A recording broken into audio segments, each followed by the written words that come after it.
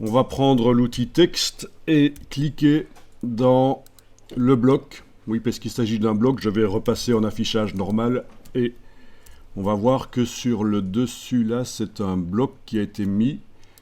Bon, si j'essaye de le déplacer avec la flèche noire, on voit mieux. Voilà, le bloc, le long bloc comme ça. Ok.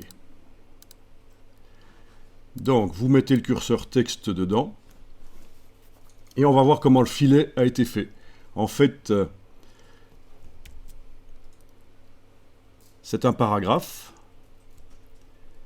On a au bout le signe hashtag, mais c'est comme si c'était une balise de fin de paragraphe. Le hashtag et le dièse là dans InDesign indique qu'il y a une ligne.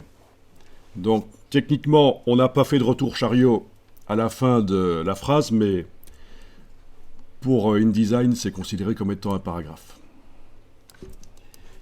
Et donc, en ayant le curseur là, on va faire maintenant apparaître la palette paragraphe. La palette paragraphe, menu texte paragraphe.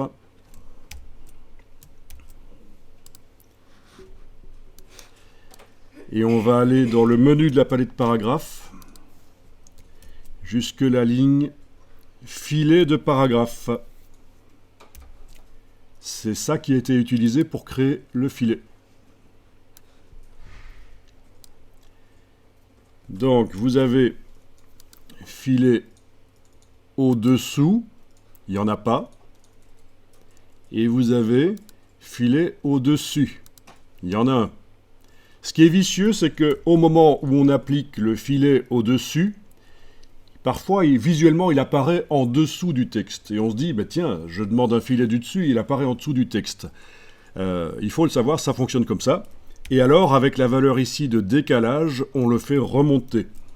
Donc, vous pouvez ici cocher la case aperçu et jouer un peu avec la valeur de décalage. Et vous allez voir que c'est vraiment le décalage. Et si je le mets à 0 comme il était au départ, ben voilà, c'est exactement comme ça. Quand j'ai enclenché, quand j'ai mis le filet du dessus, quand j'ai fait le document, le filet est arrivé visuellement sous le texte.